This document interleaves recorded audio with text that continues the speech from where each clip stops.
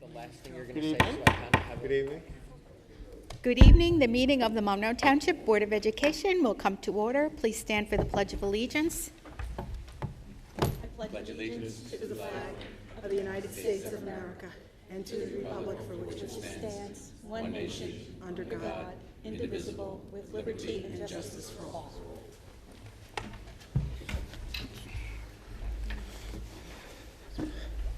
May we have a roll call, Mr. Gorski? Certainly. Ms. Antelis. Here? Mr. Arminio. Here. Mr. Braverman. Mr. Chiarella. Here. Mr. Kaufman. Here. Mrs. Koloponowicz. Here. Mr. Nostein. Here. Mr. Poi.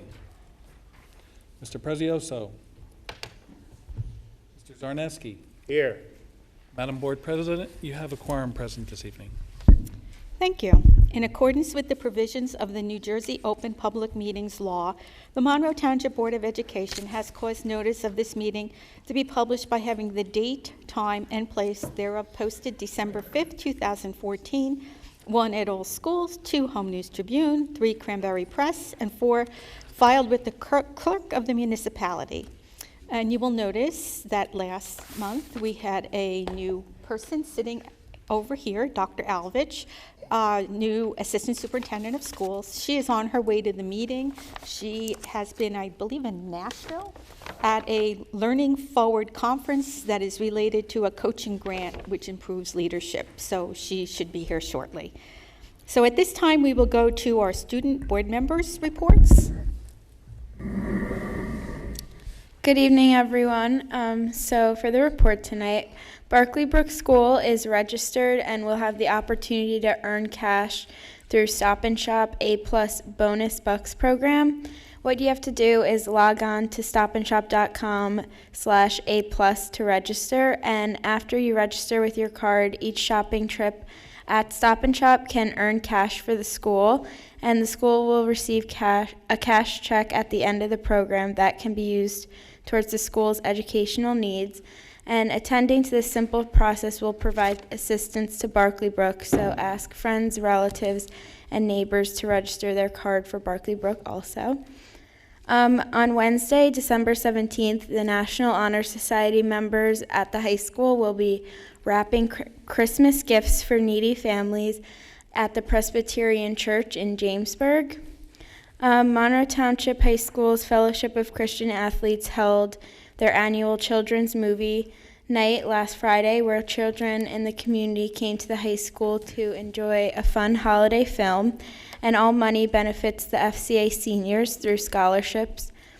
And the Oak Tree students concluded their annual Thanksgiving food drive and brought in hundreds of canned and boxed food items that were distributed to local Monroe Township families, and during December, they will also conduct a holiday gift drive. Thank you. The Monroe Township High School Student Council is holding a holiday toy drive. Students in the Monroe Township High School chapter of DECA are starting to complete their online testing for the regional competitions in finance, marketing, hospitality, and business administration. The MTHS Future Business Leaders of America will also be holding their competition shortly. And in January and February, the high school's mock trial team will be competing in the county and state events through the New Jersey State Bar Foundation, and the local chapter for the Model United Nations will be attending their conference in Hershey, Pennsylvania. Okay. That concludes. Thank you for your reports. And at this time, we are going to the student recognition essay contest, and Mr. Ventrilo, we will turn this over to you. We have a special presentation this evening for one of our middle school students, and I would like middle school teachers Ms. Jardine and Ms. LeBrun to come up to the microphone, maybe give a little overview of the essay contest, and then introduce the student and the family.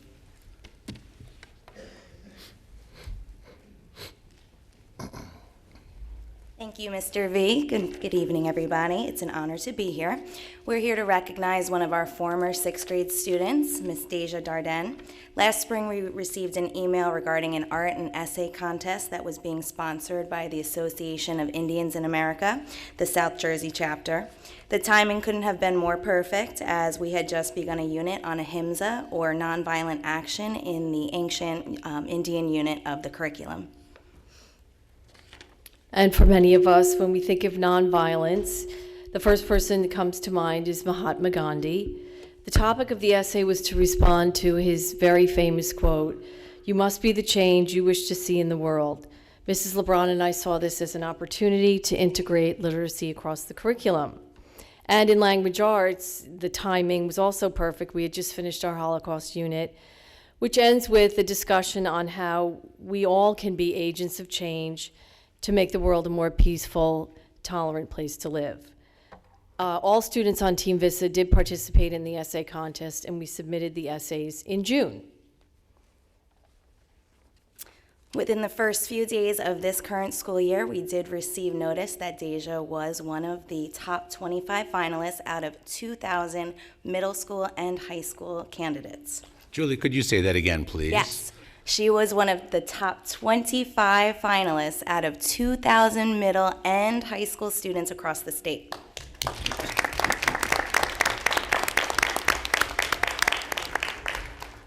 So the association let us know that they were having a ceremony at Princeton University in October where they would announce the top 3 winners.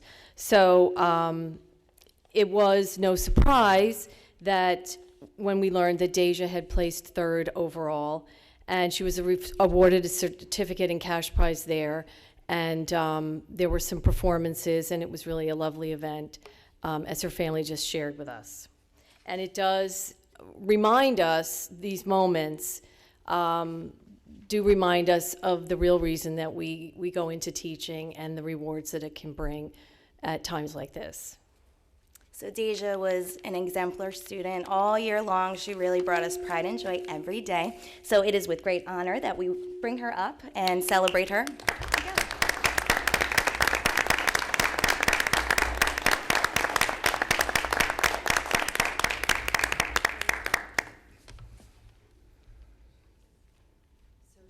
Together? Okay. In recognition of your academic excellence and placing 3rd out of 2,000 New Jersey students in the essay contest sponsored by the Association of Indians in America, South Jersey chapter, this certificate is issued to Deja Darden.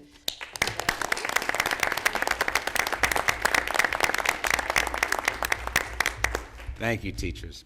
Thank you, Principal Chanley. I see you back there, and I also see Supervisor Kelly Roselle as well. Thank you all. Thank you. Congratulations from the Board of Education, and that's why we're all here too, so that we can honor and celebrate the great things that all of our students accomplish. So this is quite a great accomplishment, so congratulations.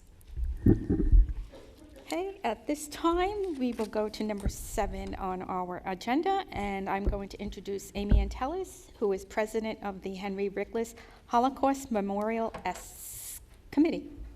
Thank you. The Henry Rickless Committee is made up of volunteers and Holocaust survivors.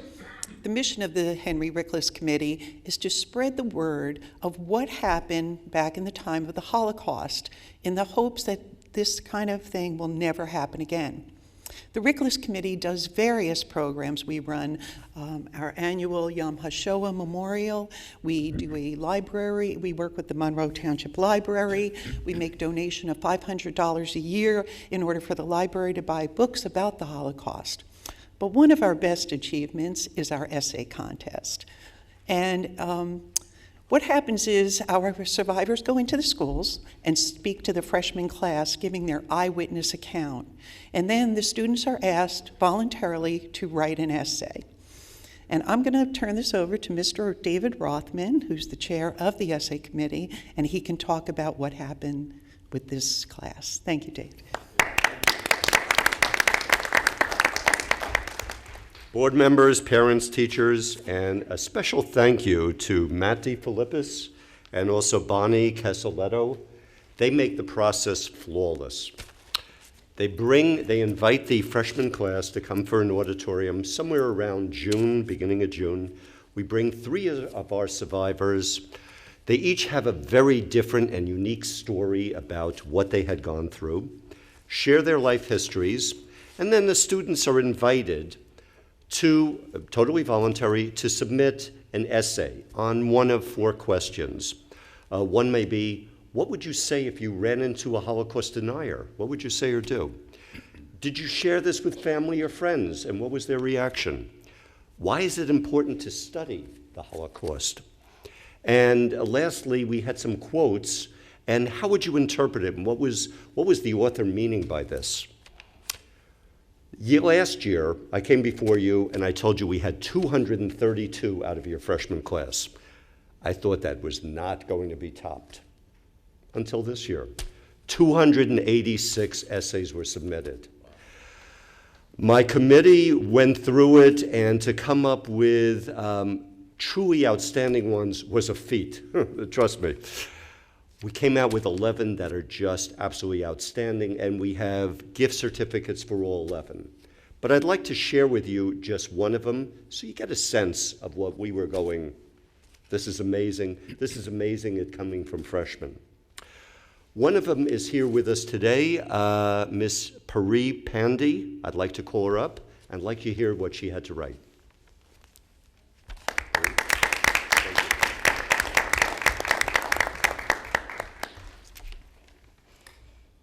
Almost every year we recapitulate the tragic events of the Holocaust, and every year I learn something new.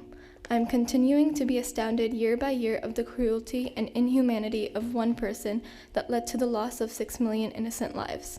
A story to share. Recently, I was rummaging through a drawer in my home. It was overflowing with a surplus of old childhood photos. Suddenly, rushing memories came back to me. Small milestones in my life captured in a photograph and stored away for later generations to see.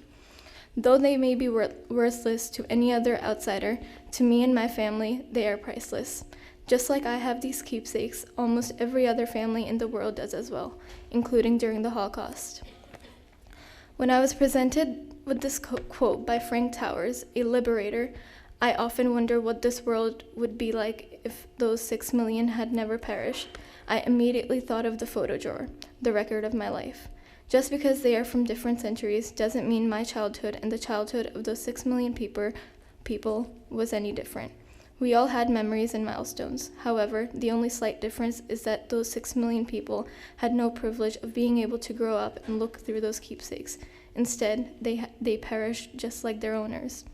As a liberator who witnessed many atrocious sights, Towers' quotes provokes thought on the value of human life. If 6 million lives had not been annihilated, what would the world be like? I think Towers' main goal from this quote is that it may not have affected our personal lives in a drastic way, but it would have changed history forever. 6 million families would have been complete. 6 million life goals would have been achieved. 6 million people would have been able to look back on their life. The main takeaway message is that we take many things for granted. We don't think about the small details of our lives. We don't think about the small details of our lives those 6 million people would have given the world to relive. We must truly realize the impact this event alone has created upon the world, and instead of learning it as a collegiate seminar, actually feel its imprint upon the world. Thank you. Thank you.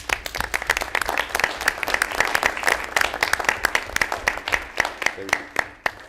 I'm going to call out the names. I'm going to ask 2 of my associates on my committee, Evelyn Goldstein and Judith Sherman. By the way, Judith Sherman is one of our survivors who shares her story with the students. Wow. And I'm going to call the names of the 11 award winners, and if you 2 will help out, thank you. First one is Lauren Ramirez. Lauren, are you here? Excellent job. Okay. Thank you. Next person up is Henry Sloan. Henry, are you here? I can't cash it in. It's in your name. Okay. And let me invite back up Pari Pandy.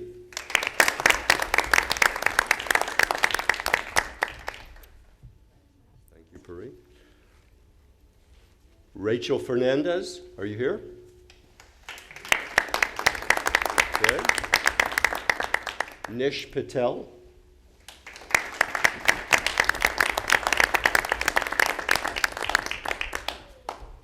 Thank you. Great job.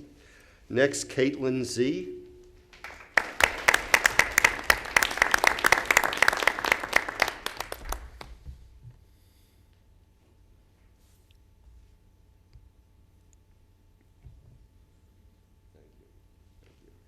Next one, hopefully I pronounce this properly, Apurva Kathedi. How should I have pronounced it? I did, thank you.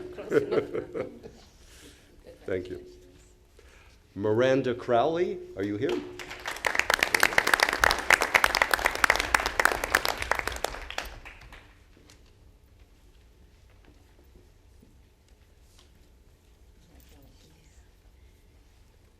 Thank you, great job.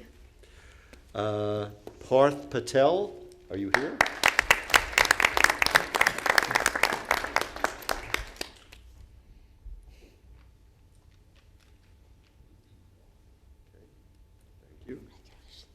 Great job. And Nick Lombard. Nick, you're up.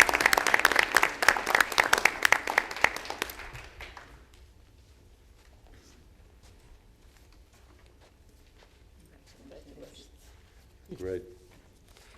Thank you. And this augurs very well for our society's future. Thank you for your educational program, and you have a great bunch of students. Thank you. Yeah. Another excellent job by our students. Thank you for continuing to run this contest.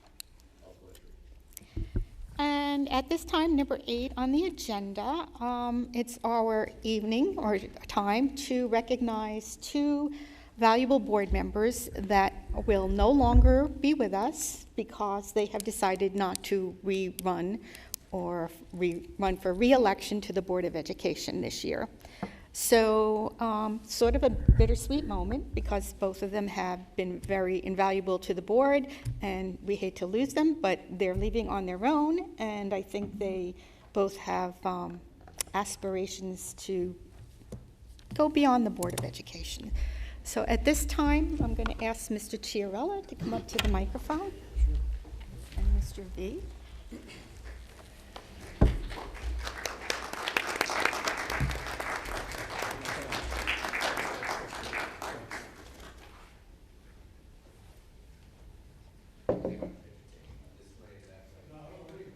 I'm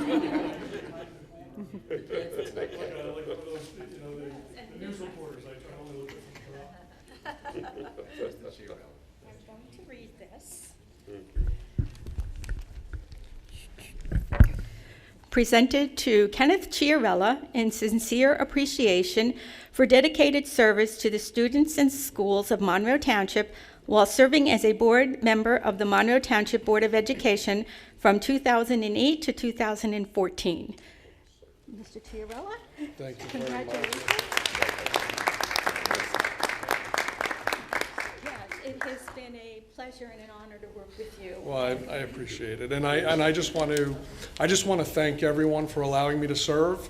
I've been honored to be able to do that. I've tried to take it as seriously as I possibly could, and to always do what I thought was right. But I just want to say a couple things quickly because I think the full board is often misunderstood.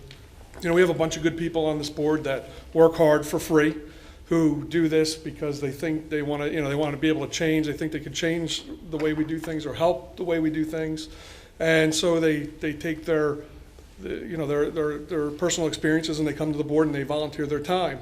And I think that what we see here a lot of times is infighting, and we see this as, well, maybe we have good people on the board and bad people on the board.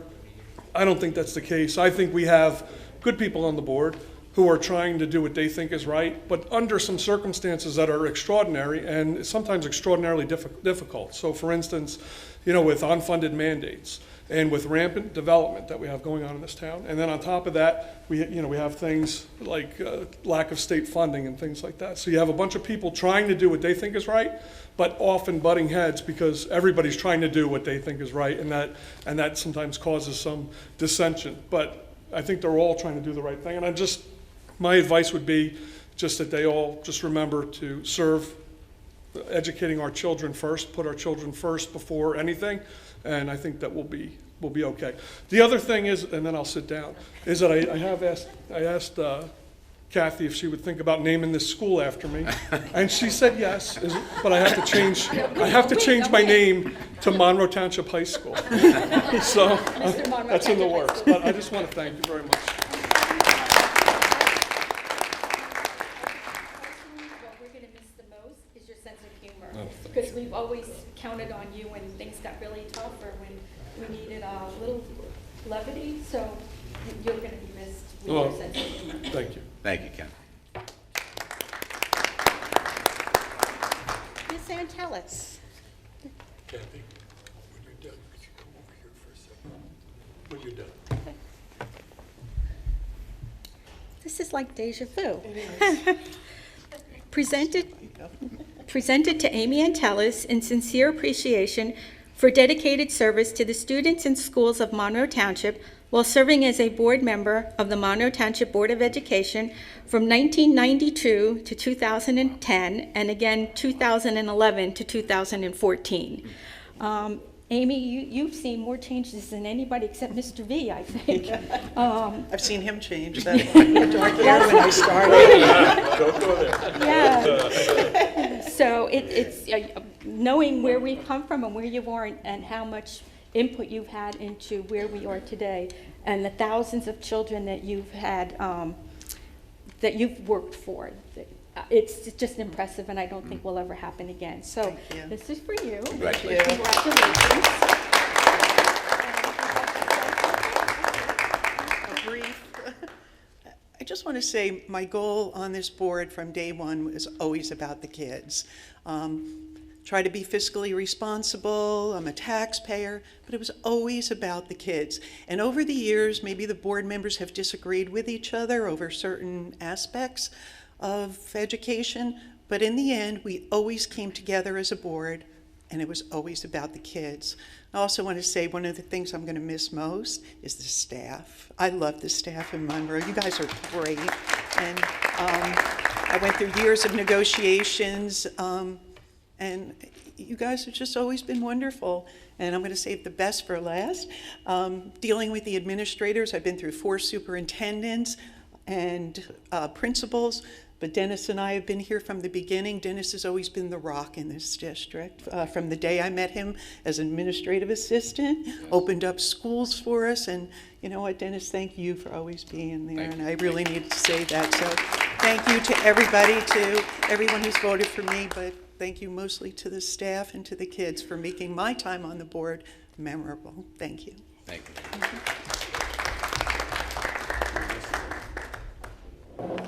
Thank you. I think I had mentioned before that one of the people who makes this seamless is Matt DeFilippis, and he did it again. I missed someone, so he immediately tackled me before I could leave and said, you know, you forgot one more student. So if I may, Naomi Doshi, are you here? My error.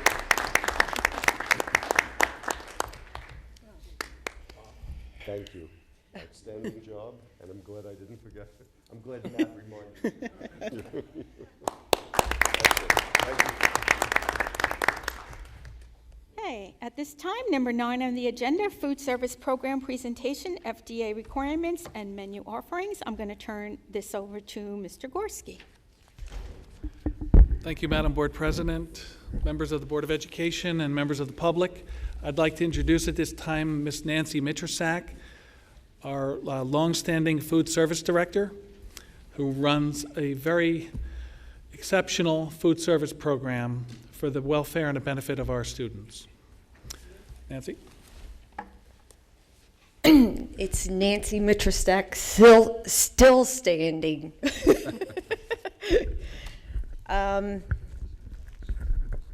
The hardest thing here is figuring out how to speak to everybody in this room. So I'm going to take this and just step back.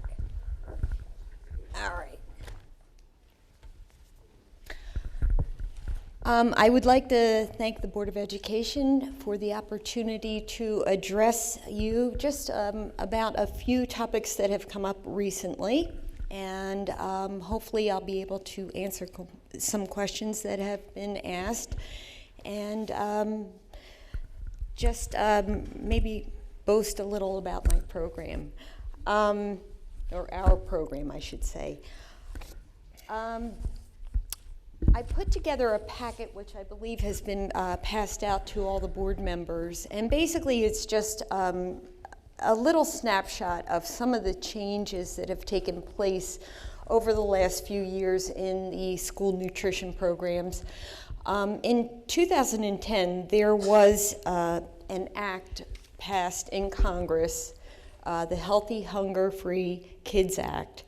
With that, there were sweeping changes to the food service program regulations. The goal was to increase fruit and vegetables and introduce more whole grains, to bring more validity to the nutrient content of the meal. So with that, there has been a progression of changes beginning in 2012, and the changes are going to 2016. So each year we are bringing in some further changes to the program. So for the students, I think that they have certainly noticed a lot of the changes. I'm pleased to say that when we as a food service association first heard about all the changes, we were really, really concerned that we were going to lose the student population, and I am very, very pleased to say that we have not. We have a very vibrant participation in the school lunch program, and as a result, we have been able to sustain ourselves not only in the last few years, but the last 31 years. So I am overjoyed that our department has not cost the taxpayer a single cent in my 31 years here in the district. And I'm also pleased that we have a very loyal and I believe involved student food participation through our, sorry. Okay, Nancy. All right. Believe it or not, in 31 years, I've only addressed the board once, so It's okay. I am a little bundle of nerves, okay? So, if you look in your packet, you're just going to see some of the changes that have taken place in the last few years. As far as fruits and vegetables, I think the big change is that students are now required to take a fruit or a vegetable with their lunch. And as a result, there have been a number of concerns about kids throwing fruit and vegetable out in the trash. So basically, students have to be offered 5 components in the lunch. And the 5 components are protein, grain, milk, fruit, and vegetable. They must select 3 of those 5 components, and one of those components must be a fruit or a vegetable. So I think my frank observation has been, in the beginning, students weren't even taking their fruit or their vegetable to their table. We had a lot of kids dropping it off on the way. Over the last 2 years, though, I really am seeing a significant change. I do think that kids are really taking the fruit and vegetable more often, or actually eating it, which is a great thing. And all of these regulations are really for the health of our students. You know, we really as a society cannot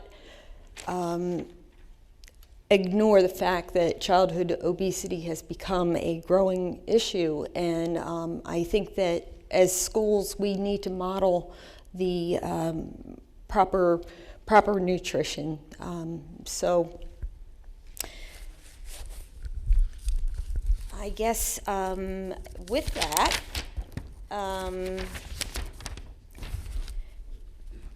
we've increased the offerings of fruit and vegetable. Our high school, we have you know, a lot of the offerings. We have fruit, we have salads, we have soup, which is we have a lot of vegetable offerings within our soup component.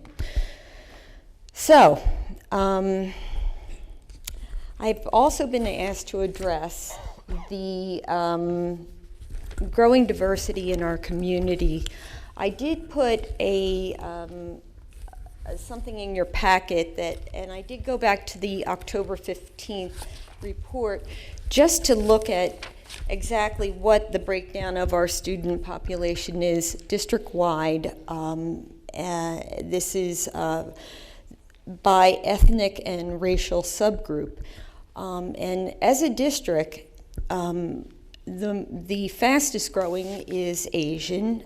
Currently, we're 29.4% Asian, 4% Black African American, 5.4 Hispanic, 0.02 Pacific Islander, 59.3 white, 0.09 American Indian, Alaskan, and 1.92 or more races. So with that, there has been, there is a growing change in the dietary needs of our community, and certainly we are very much trying to respond to that. We are obviously getting a much greater call for vegetarian meals, and so the two areas that really do inform what we do in terms of our menu planning is that we look at participation records, and we can really see, we keep records daily, and we can see what the favorites are of the kids. And the other thing is the feedback from the students. I meet regularly with student food service groups, and combined, we really come up with menus that are the most popular. And so we've had a lot more additions to our menu. I was speaking to someone recently, and it really is just, rather than doing like a chicken Caesar salad, we are doing a Caesar salad with the choice of chicken or chickpeas. Rather than taco beef on tacos, it would be taco beef or refried beans. So we're trying very much to add and supplement a vegetarian option.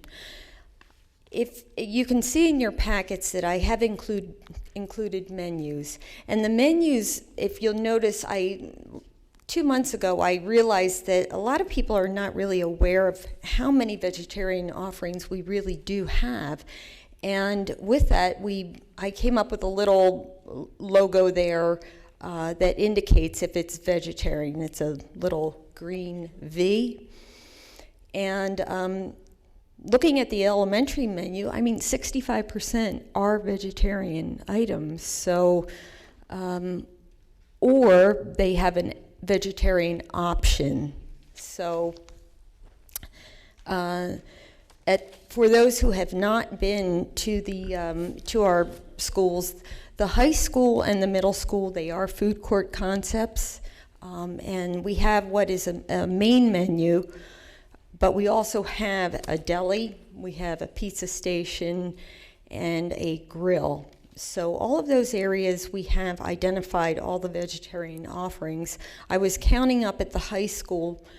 We have about 35 offerings a day, and of that, about 15 of those are vegetarian. So, you know, we are continually looking for new ways to serve our community.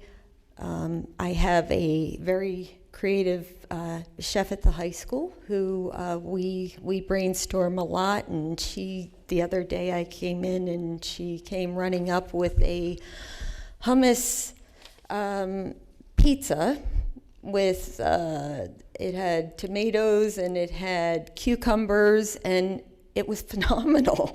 So we do interesting things like salad pizza. We do, for anybody who has not been to our high school, we actually make our own pizza dough from scratch. We sell about 100 pizzas a day. That's not slices, that's actual 18-inch pizzas. And we have great participation. I hear compliments almost every day, so that makes me happy. And I hope that we can continue to serve the community, the school community as we have, and that our students and our staff are satisfied with what we are doing. And if not, we'll change it.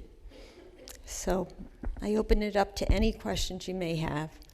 Nancy, weren't we recently acknowledged by the New Jersey Department of Agriculture for our food service program? Yes, we were. Yeah, We that's had impressive. we had a visit back in September by the Secretary of Agriculture, and he was very, very complimentary of our program, as he should have been. And I really have to say that I have an incredible, incredible staff, and I can never take the credit for what we do every day. There are 50 very dedicated cafeteria associates who worked very, very hard to make sure that quality, that the quality's there and that the customer satisfaction is there. So I really do credit my group. But it was quite a compliment, it really was, so thank you. Any questions for Nancy from the board members? Ms. Arminio? Oh. Well, first of all, thank you very much. And I'm glad you've allayed Mr. Chiarello's fears about carrots versus cookies, I think, in a past meeting. So that's good. I guess it's just a matter of getting used to. I have two questions. One, is there, or how much flexibility is there in menu preparation? Do you have a lot, or do you have to go by really strict guidelines? We have very strict guidelines. If you look in your packet, the last page of the provisions, they are very specific. I mean, not only do we have to offer vegetables, but we have to offer a certain amount of orange red, a certain amount of green, a certain amount of legumes in a week. So it is really very, very detailed what we have to do in terms of regulations. Truly, it could be a several-day program. That's how entailed the menu planning has gotten. So it's hard to really mix it up a lot because you don't have you have time constraints as well? Sure, yeah. And, you really need to look at, like, our elementary schools, we really have more heat and serve kitchens. So the reality of, of that is that you're going to see more heat and serve items. However, we do have the most state-of-the-art kitchen here at this high school, and we are so grateful to this Board of Education for providing us with this. It is just a dream to work in, and I do think the end result is that we're able to do a better job because of that. So thank you for all the support you've given us through the years. Excuse me. Thanks. Anyone else? Ms. Antelis?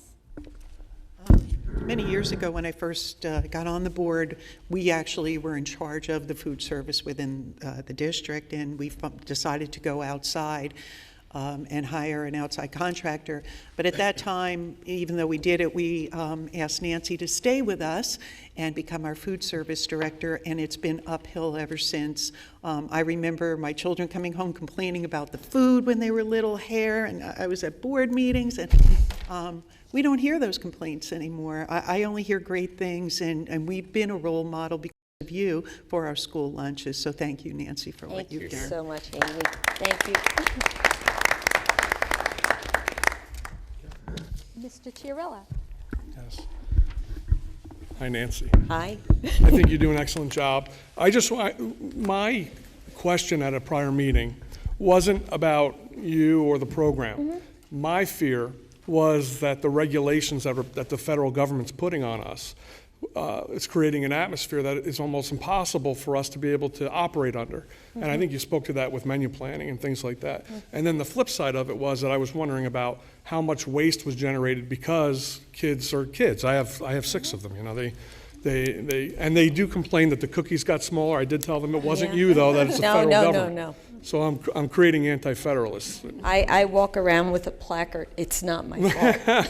But that's what I was talking about, and I think that's just something that the board needs to be cognizant of, that if the federal government isn't going to fund these mandates and they're going to put these regulations on us and then generate waste on top of it, that's wasteful, you know, use of our taxpayers' dollars. That maybe what we should do is take a look at maybe pulling ourselves out of that program. That doesn't mean getting rid of you or you know or stopping our kitchen, but just creating an atmosphere where it's easier to create meals that the kids will eat and that still have all the nutrition in those meals, but that isn't just so onerous on the taxpayer and on our system. At this point, one of the things that I had this conversation with someone recently, and a federal mandate is that a public school must provide free and reduced meals to students whether they are on the school food service program or off the school food service program. If they are on the school food service program, they are then reimbursed. So if the district chose to go off the school lunch program, it would then become a cost to the taxpayer because they would have to fund the meals. There would be no more reimbursement coming in. Now, as far as regulations, this really was an act of Congress, so it's not something that we have a lot of say in, but you're right. There has been a real concern about the acceptability, and these rules were developed over the course of 2 years, from 2010 to 2012, and each year they keep modifying them. So this year was a tough one because we had to go to 100% whole wheat with all of our grains, and some of the kids just don't like the pizza if it's whole wheat, and but I'm hearing that may change. So we've already had a couple changes to the original mandate, and I think it really is they're trying to find a place that is acceptable to students, because you're right, at some point it's not helping if students aren't eating the meals. So I think it's finding its place. But I have had a lot of feedback about those cookies, and I shrunk them. It's not my fault. When I started here, and Mrs. Antelis probably remembers this, we made our own cookies, and I am not kidding when I tell you they were this big. They were good, Nancy. Yeah. Yeah, they were good. They were good. Black and white cookies, right? No, the Otis Spunk Not a line. big Oh, Even before that, we made our own batter, and they were big and they were good. So, but no more. No, anybody who hasn't had a chance to go into our cafeteria and then have a lunch there is missing something, because it really is a phenomenal program and phenomenal food coming out of your department. So congratulations to Thank you. everybody over there. Well, we've tried to, I mean, we've always been very aware of cost in our program. We do pride ourselves on the fact that we do have, I mean, amongst the lowest selling price of any district that we know of. You know, a high school meal is $2.20, so elementary is $2.10, and we know if you have multiple students going to the school, that adds up. So we've always tried to make that meal a value, and for the price, I mean, it is a pretty amazing meal. Our high school students, they can enjoy an entree, 2 vegetables, 2 fruit. Middle school, it's an entree, 1 fruit, 2 vegetables, and the elementary school as well, so plus a milk. So it's really, you know, it's really a great value. Madam? Yes. As Nancy may have alluded to, we make full application for federal commodities, whether it be cheese or meat or fresh vegetables from the federal government. It's a time-consuming process to apply for these food items from the government. They all come, you know, in perfect order and perfect condition. They're inspected before we introduce them to the food serving process. And this saves us about $20,000 a year in what otherwise would be purchases. We, as Nancy just mentioned, we have the lowest prices, among the lowest prices in the county. We've been the lowest price for many decades. Through Nancy's direction, we have a point-of-sale system at all the schools. That's where you point and click at the menu item and you get out of the line very quickly, enabling everybody to eat and socialize during their lunch hour. And number 4, we have exceptionally high participation. And that's not just because of the food or the prices, it's because of what Nancy brings as the human element that she introduces into the lunch program. And Nancy is recognized amongst the state who come in and audit our food service program regularly as being one of the true experts and one of the best directors available. So we're very fortunate to have her under our employ.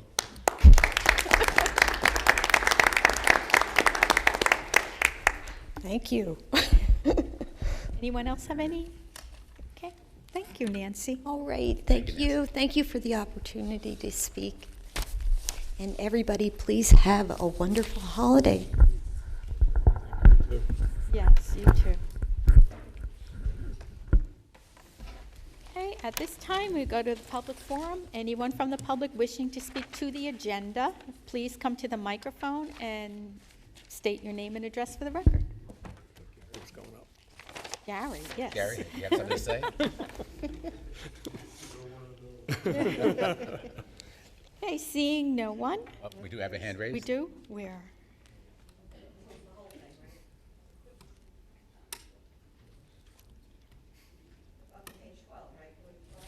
Through the agenda. Anything on the agenda? Mary Ann Lester, 44 Avenue I. Page 12, your new policy concerning transgender students. Can you please explain your policy on that? I'll take it if you want. Beg your pardon? I can help you Yes. with that one.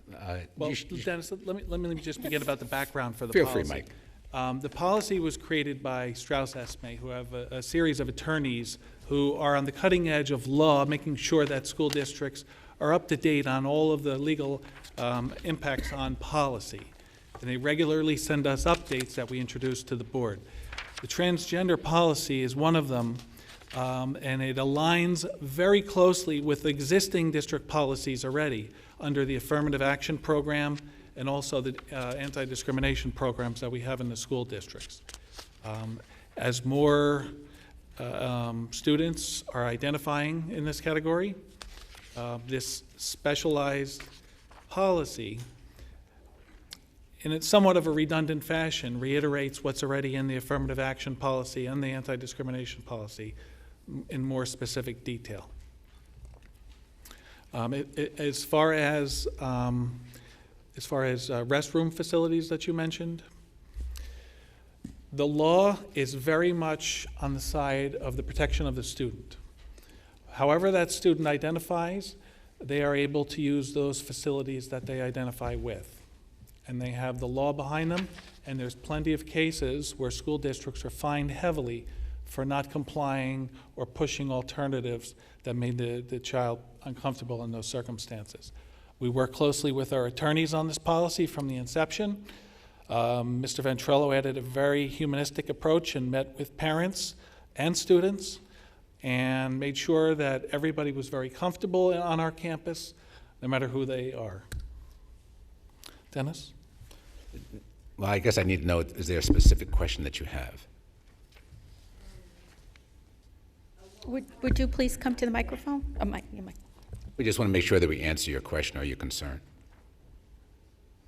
I don't want to deny anybody their rights, and you said as the students, but what is the recourse? Say, for example, as a transgender student and in high school or locker rooms, and a student is very uncomfortable, well, what's their recourse for that? If they're very uncomfortable with this situation, another student perhaps?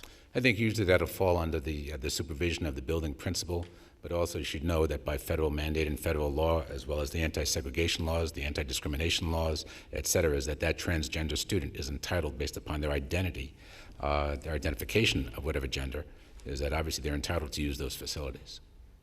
So whatever gender they're identifying in their head, you're saying? We also provide a plethora of staff training, professional development training on this particular topic, to make sure that everybody is unified and on the same page in accordance with law. And we also have a lot of student workshops and student training programs. And you would be surprised, thus far we have not had one instance of anybody objecting to any of the implementation of the policy. Okay. I also, in defense of those students, those transgender students and their parents, they're very sensitive to the fact that obviously that they might make other people or other students uncomfortable. So they're very empathetic about that. Okay, but is there recourse for if there is a complaint from a parent or a student? There is some recourse? Certainly bring it up to your building principal. Okay.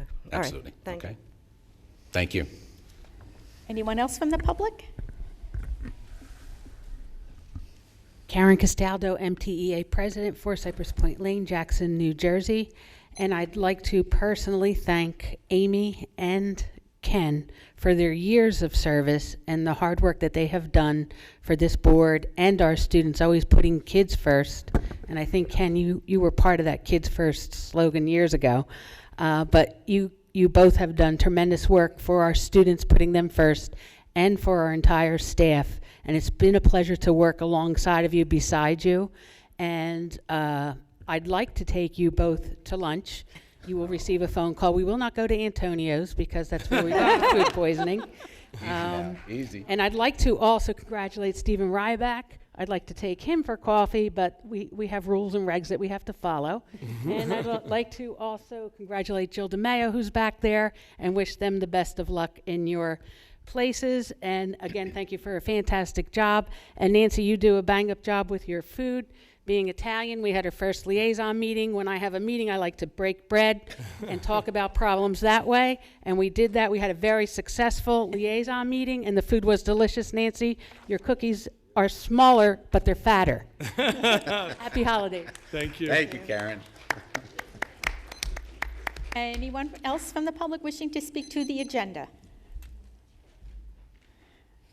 Hi, Corinne Masters, 9 Michaela Court. I just want to ask Ms. Mitrosek, what percentage of students are on free and reduced lunch in the district? Total, there's about 8.5% Okay. district population. That's all I want to know. Thank you. Anyone else from the public wishing to speak? Okay, seeing no one, we'll go to committee reports. Are there any committees that wish to report this evening? Mr. Notstein. The appropriate place to report this. This was based on the is that considered? Okay. Our Madam Board President had asked me to be on a committee that was being formed at the high school to discuss the technology on the one-to-one initiative going forward. I met with them on the 12/3 at 3 o'clock in the afternoon. Mr. Robert Goodall and Mr. Reggie Washington were kind enough to form this committee. They made it clear that the reason that they formed this committee was because they want to be more transparent. They realized that there were maybe a few stumbles on the last one-to-one initiative, and we're trying to learn from our mistakes. So I applaud both of them for being proactive and taking the early lead in this. And then also, there was a great showing of the teachers and the students on that day. It was a 3 o'clock meeting in the afternoon. Everyone had a half a day that day, but yet they hung around till 3 o'clock. So I applaud that, because that's the kind of input that we need from the staff, because they're the ones that are going to live with this eventually, and the students too. So I appreciate that. The gist of the meeting was that the current iPads, they're basically at the end of their life cycle, and they're no longer cost effective to insure.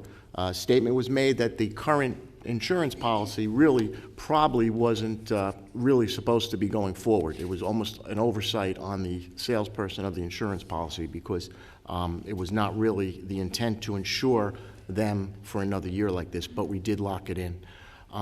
The biggest failures that they're seeing on these are currently is that that one push button in the center of the iPad from use. It's just very it's a weak point, basically, and it's causing a lot of hardware failures, and also the headphone jacks. They're seeing a lot of that too. So basically, going forward, we're looking to see what are the alternatives to these iPads. There were 5 different platforms that were handed out for the committee to look at. We got to touch them and open them and play with them a little. The plan is to decide what's going to really meet the needs of both the teachers and the students going forward. The Chromebook was a big issue that was definitely discussed. The IT department, Mr. Washington, expressed a concern that due to the increased burden on the bandwidth of a Chromebook, because for those that don't know, that a Chromebook basically resides on the whole operating system resides on the cloud, unlike typical storage like the backpack that we currently use in the high school. That's only for your own unique documents that are on the cloud. Chromebooks put everything on the cloud, so if you don't have a broadband connection, you can't even fire up your laptop. So the concern with the Chromebook is, even though they are very inexpensive for the initial purchase, it's the increased burden on the bandwidth that's a major concern. Items discussed, there was definitely a need for a rear-facing camera. That was brought up by a student, because they do take notes of as the teacher is doing the notes on the blackboard, or whatever we call. I don't know if we call them blackboards anymore, but whatever we're doing up there on the smart board or whatever. So that was a key thing. Textbook license applications that are available for the new platform was obviously discussed. That's a big concern. Durability, another major concern. Obviously, these take a beating. Weight, size, obviously we need a platform that the students and the teachers are both going to be able to use. One of the biggest concerns was the new platforms all seem to be a Windows 8.1. There's a lot of trepidation with the big changeover from the iOS operating system to a Windows operating system. So that we discussed that a little. And it was asked, for our district to look at other districts to see what they're doing, and it was conveyed to us that because we were an early adopter of the one-to-one initiative, that other districts are looking to us to see what we did and what we did right and what we did wrong. So there's not too much of resources available out there for that. It was also conveyed that a lot of the districts just jumped on the Chromebooks currently with the Park assessments coming up. That was a quick, down and dirty, cheap way to go just to get through this park testing. Next step going forward, the vendors will present a tech expo on December 17th. The members of that committee will be invited to go to that, and then I'll report back after that. Thank you. Thank you, Mr. Northstein. While this is not a board committee, it is a high school committee, but I thought it was important to have a presentation to the rest of the board and the public so that they know what is going on with the iPad initiative. So thank you, Tom. Any other committees? Okay, then we will go to the superintendent's report. Mr. Ventrillo. Madam President, before we get into my report, I would like to address the board. Certainly the exchange amongst board members at our last board meeting was disturbing to many, including parents and residents. There's no doubt that it was also upsetting to our student board members. It's no secret that the public perception is that we have a divided board and individual members having different views and approaches to their roles as board members. My concern is that the impression given to our community is that we cannot function as a unified board. It's apparent that we need to do a better job of coming together and working collaboratively and cooperatively for the sake of the school district and community. And by the way, please always remember that our meetings are publicized on a local TV station for all to see. The recent election process was contentious, to say the least. Political campaigns usually are. But let's not forget that each individual who recently elected or was elected to the board was voted in by thousands of residents. Each board member must recognize the fact that your fellow board members represent thousands of parents and residents. As you have your constituency, they have theirs. Together, you represent our entire community. That's the democratic process. As members of the Board of Education, there is nothing wrong with having differences of opinions or approaches or even agendas. But the expectation must be that we will work together with a shared vision, beliefs, and values.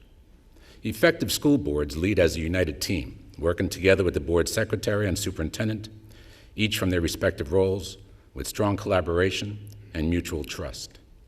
Effective school boards have a shared vision of high expectations for student achievement and quality instruction, and have clear goals to address that vision. They work together as a team. So then how can we become more effective as a board? One area is individual responsibility. As a board member, you are held to a higher standard of behavior and action, and you must abide by the Code of Ethics. As a matter of fact, the New Jersey School Boards Association is seeking amendments to strengthen legislation by which board members must abide by standards of ethical conduct, and they want to establish even more effective penalties for improper conduct. So please know this going forward. You must be responsible for your actions. With regard to ethics violations, the board, under the leadership of the president and at a public Board of Education meeting, must review annually the Code of Ethics and roles of a board member. This is mandated by our policy and administrative code. I also suggest the New Jersey School Boards Association be contacted to provide in-service training regarding this matter. Ethics violations charges are a complete distraction to the important work that needs to be done by you, by the board. They are counterproductive, so please act accordingly, thus ensuring there isn't a breach of the Code of Ethics. As a board, you're now involved in one of your most important responsibilities, selecting a new superintendent. That's personal to me. Now, more than ever, you must put aside your differences and come together as a board to select a new leader, one who will represent the students, staff, parents, and residents of our district and community. The Monroe community and school district are exceptional. We all want an outstanding leader to be our point person. My concern, though, is that if animosity amongst board members is displayed, or if there is less than a united front, then this will negatively impact the entire process and the interest of the candidates. Please consider this, especially as you get into the interview phase of the search process. Our next meeting is in January. It's your reorganization meeting. You will be determining who your president and vice president will be, who will lead you going forward. These are positions with an extraordinary amount of responsibility. So please choose wisely and then give your full support to these individuals going forward. For now, let's turn the page. Let's be more respectful of each other. Let's be more positive, and let's be more collaborative going forward. I know I can count on each of you. Help us all become more effective as a board, and I look forward to working with each of you towards this end. Now on to my report.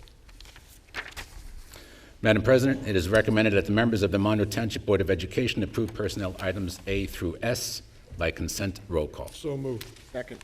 Mr. Chiarella, Mr. Notstein, any comments or questions for Mr. Ventrello? Okay, seeing none, we'll have a roll call. Mr. Prezioso. Yes. Mr. Notstein. Yes. Mr. Kaufman. Yes. Mr. Zarneski. Yes. Mr. Chiarella. Yes. Ms. Arminio. Yes. Ms. Antelis. Yes. Mrs. Koloponowicz. Yes. Madam Board President, personnel items A through S passes. Thank you. Madam President, it is recommended that the members of the Monroe Township Board of Education approve board action items A through I. So moved. Second. Mr. Chiarella, Ms. Antelis. Again, any comments or questions for Mr. Ventrello? Mr. Notstein? Just have a quick question on that transgender 5756. Is that a mandated policy, or are we being proactive on that? No, that's mandated. Okay, because it didn't have the M underneath. On the... It should be. Okay, not a problem. Thank you. Good question, Tom. Thank you. Anyone else? Ms. Arminio? Yes, could we just have a brief explanation of the changes? Sure. The revised supervisor of mathematics and education technology job description? I believe it was a matter of the title, if I remember. Just that. by That's all it was. title. That's correct. I just want to be clear about that. Yes. Okay, thank you. Anyone else? Okay, then we'll have a roll call. Mr. Prezioso. Yes, except on H, policy 5756, abstain. So noted. Thank you. Mr. Notstein. Yes.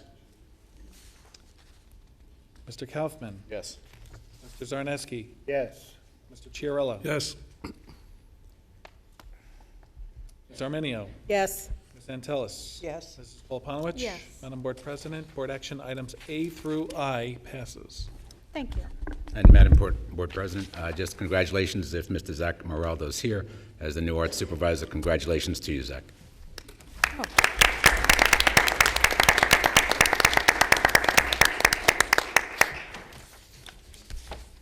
You've got big feet to fill, or big shoes to fill, following. Mealy shoes. Yes, Bob Mealy Mealy. Now we will go to the Business Administrator's Report. Mr. Gorski? Thank you. Madam Board President and members of the Monroe Township Board of Education, it is recommended that board action items A through I be approved by consent roll call. So moved. Second.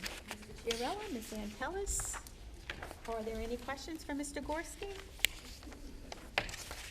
Mr. Prezioso? Michael, contract renewal, ICE rental agreement, can you explain that, please? Yes. And is this going into the next budget? It's currently in the budget. This is an extension of a contract that's already in existence. And this will be the third year of the contract, and the year of expiration was June 30, 15. The first year of the contract, the hourly rate was $375 an hour. The second year, $395 an hour. The third year, $415 an hour. This rink provides an area for our hockey team to practice their sport and play games and tournaments and such on, as we do not have a hockey rink on our campus. Annually, we spend about $30,000-$40,000 for rental of ice time. This is all coming out of this present budget? All Yes, sir. 3 years? Yes, sir. It's been in the budget since inception, and it still remains in the budget. Also associated with that, you have the ice rink rental, as I mentioned before. You have stipends for the staff. You have uniforms. Okay, so this whole contract is in the present budget? This contract cost is in the current budget, correct? Not the extension, though, is not? It is budgeted for. It is budgeted for. If the board was to deny this third year of the ice rink, we would have a surplus of about $40,000 in the budget. Any other questions? Ms. Arminio? Yeah, but tonight, we're not just voting on this third year, we're voting on an extension for another 3 years? No, we're only voting on the third year, and then the contract expires. And then it would have to be renegotiated. Oh, I'm sorry, I thought this was a renegotiation. I thought it was an extension for the fourth year going forward. No, next year will be. Okay, and then we anticipate, well, there's no sense in anticipating. Okay, then I apologize, because when I was reading the contract, I thought that we are committed until 2014 to this. Yes. I thought approving every year? No, just the third year. Okay. Just the third year, from July 1st, 14 to June 30, 15. Okay, that's why I didn't understand. I thought it was a 3-year lease. That's what I thought it was. No. Okay, It's that was already, the it's already been confusion. in existence, but it needs an annual approval. Okay, so it does need so for the first and the first year it was approved Yes. annually, the second, okay. Yes. My understanding was that we were extending it beyond 2015 tonight. No. That was my confusion, okay. No, So we're it requires an annual voting. approval. Okay, thank you very much. Anyone else? Comments or questions? Seeing none, we'll have a roll call. Mr. Prezioso. Yes. Mr. Nusstein. Yes. Mr. Kaufman. Yes. Mr. Zarneski. Yes. Mr. Chiarella. Yes. Ms. Arminio. Yes. Ms. Antelis. Yes. Mrs. Koloponowicz. Yes. Madam Board President, Board action items A through I passes. That concludes my report. Thank you. Okay, now we will go to Board President's report. First, Superintendent search update. As of today, there are 49 applications taken out by those people looking to apply for the superintendent position in our district. I understand Mr. Ventrella was not one of those 49 people. That is correct. Yeah. The completion date for all the applications to be in is January 9th, 2015, so we have about another 3.5 weeks or so. The final report from the superintendent search input session from the community, the staff, and the administration is complete.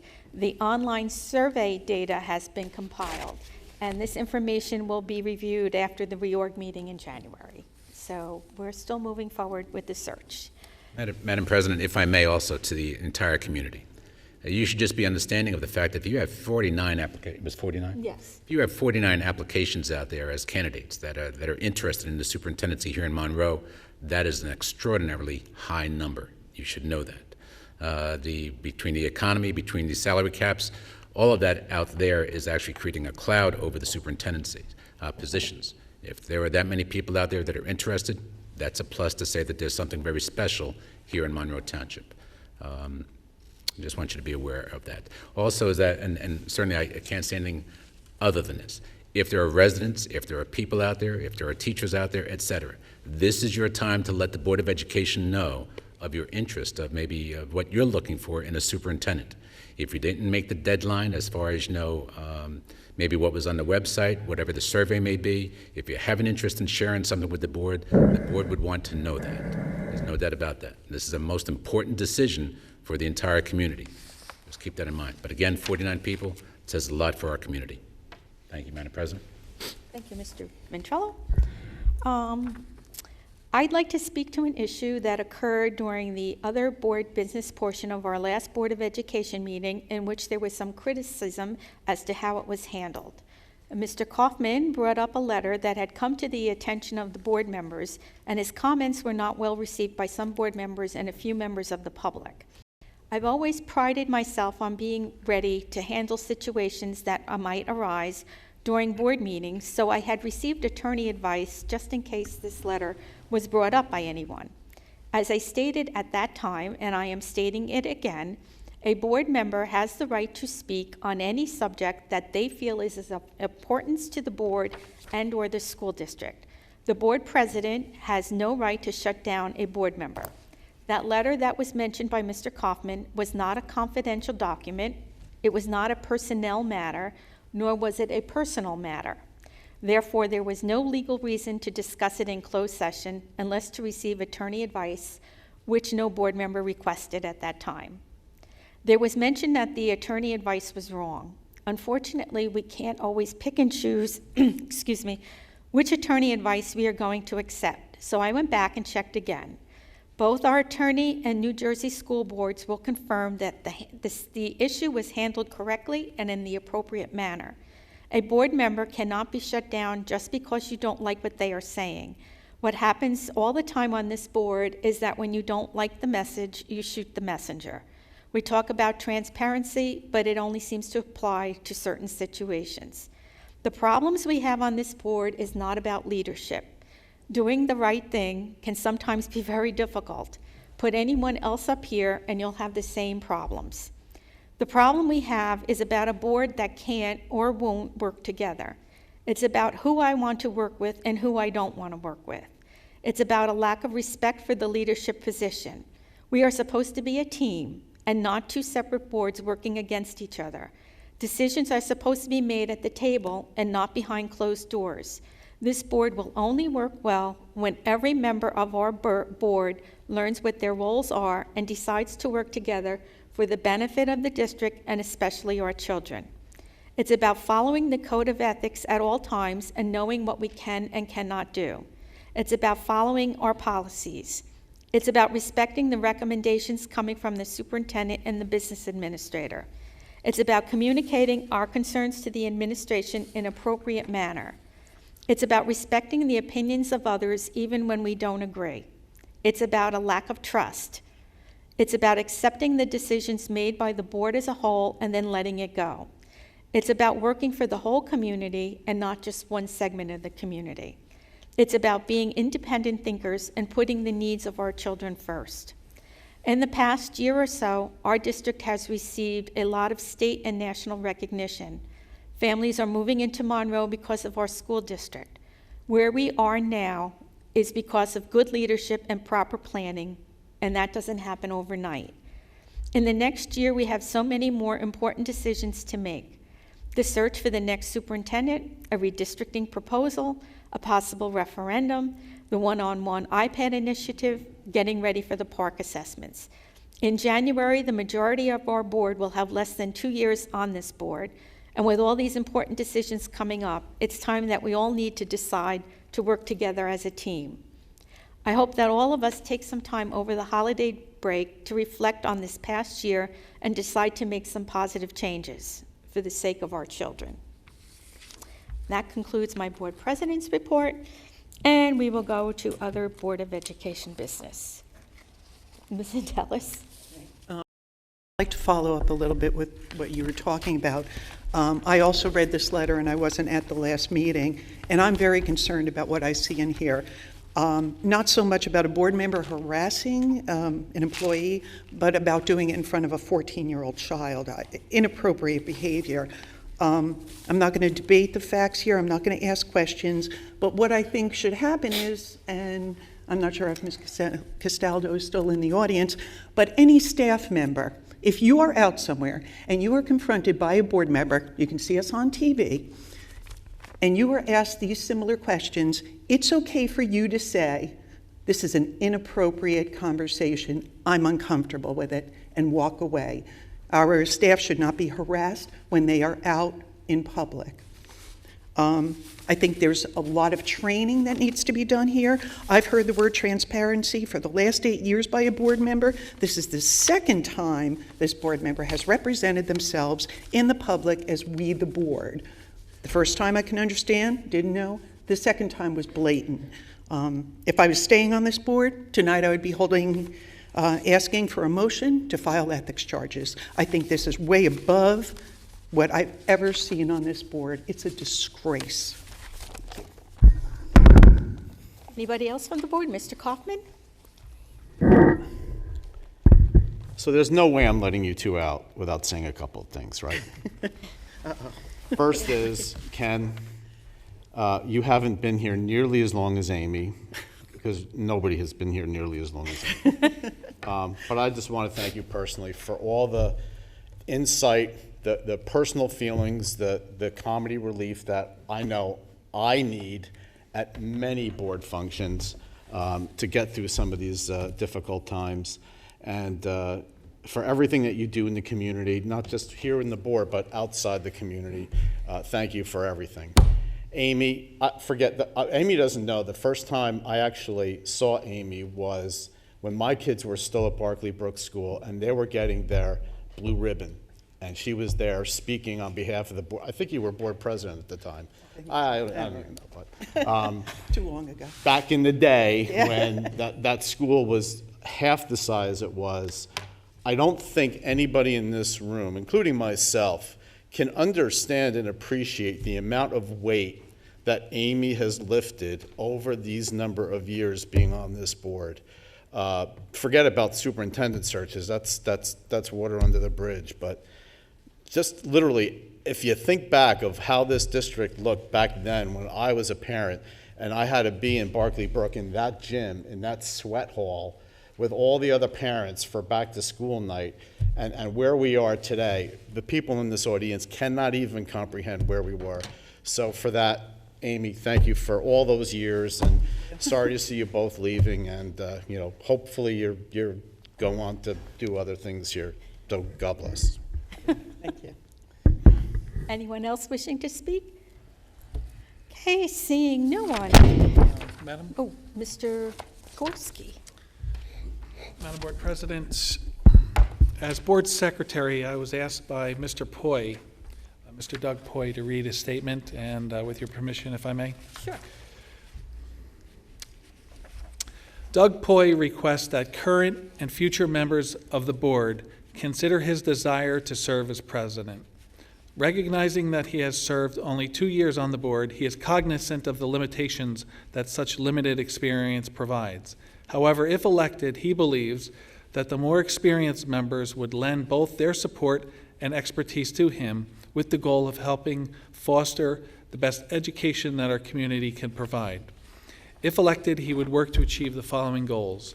Number 1, develop a more collegial board, one in which all members demonstrate respect for each other. Number 2, cultivate a more inclusive board, where each member's input and opinions are sought and respected.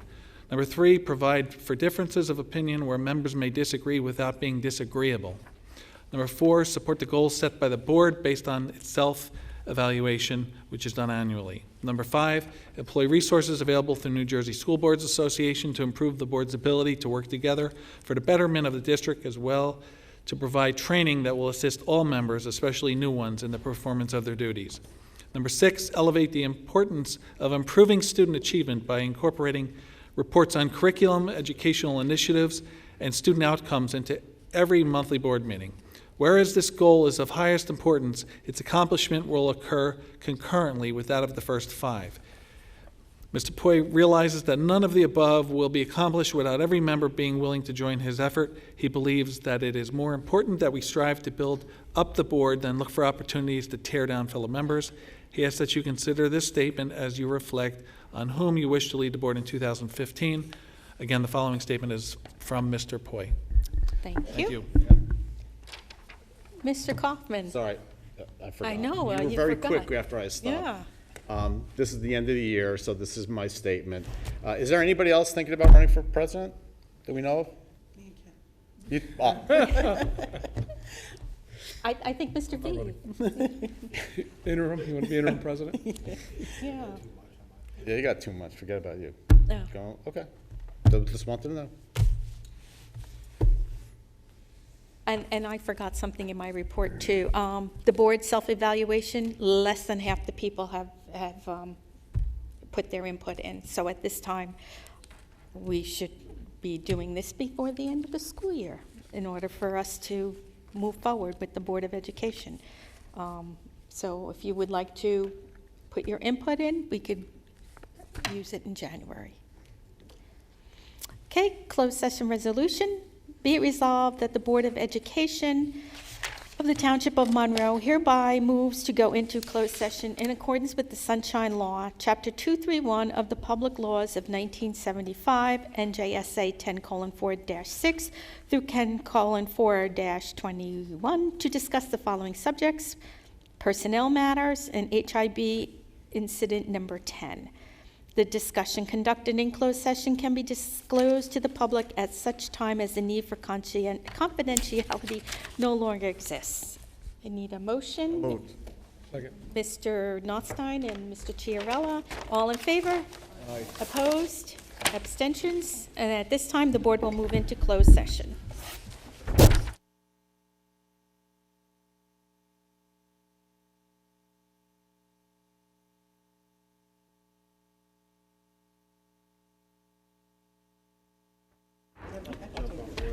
Okay. Hey, I have my own garbage can. At this time, the board will move back into public session, and I believe Mr. Ventrello has a couple of, Resolutions? yes. It is recommended that the Board of Education approve, 1, the suspension with pay of mechanic James Lincoln, retroactive to December the 3rd, 2014 through December 10th, 2014, and 2, the termination of Mr. Lincoln's employment by the Board of effective December 11th, 2014. The Superintendent and the Business Administrators Board Secretary are hereby authorized and directed to take all necessary steps to implement this action of the Board of Education. So moved. Second. Mr. Chiarella, Mr. Notstein, comments or questions? Seeing none, roll call, please. Oh, did you have? Mr. Prezioso, Yes. Mr. Notstein, Yes. Mr. Kaufman, Yes. Mr. Zarneski, Yes. Mr. Chiarella, Yes. Ms. Arminio, Yes. Ms. Antelis. Yes. Mrs. Kolopowicz. Yes. Madam Board President, motion passes. Thank you. Resolution number 2, it is recommended that the Board of Education approve, 1, the suspension of substitute bus driver Irene Covington from her driving duties effective December the 11th, 2014 through December 17th, 2014. The interim superintendent and the business administrator/board secretary are hereby authorized and directed to take all necessary steps to implement this action of the Board of Education. So moved. I second. Mr. Notstein, Mr. Prezioso, any comments or questions? Roll call, please. Yes. Mr. Prezioso, Yes. Mr. Notstein, Yes. Mr. Kaufman. Yes. Mr. Zarneski. Yes. Mr. Chiarella. Yes. Ms. Arminio. Yes. Ms. Antelis. Yes. Mrs. Kolopowicz. Yes. Madam Board President, motion passes. Thank you. And that That's all I concludes your have. report. Okay, then this time we'll go to the public forum. Again, anyone from the public wishing to speak, please come to the microphone, state your name and address for the record. Good evening, Ira Tesler, 11 Elliott Drive. Just like to wish everybody a happy, healthy holiday season. Look forward to a wonderful 2015. I'd like to very briefly thank Ken and Amy for all their service all over the years. It's a lot of times it is a thankless job, but we appreciate your service for the kids. And I also like to mention and thank Kathy as board president over the many years, since when Lou asked you didn't throw your hat in the ring, I assume you're not going to seek that position next year as a logical conclusion. So I'd like to thank you again for all your service as board president over the years. Again, it's a thankless and a difficult job, and we appreciate your work. Thank you. Thank you. Thank you, Ira. Thank you, Ira. Anyone else from the public?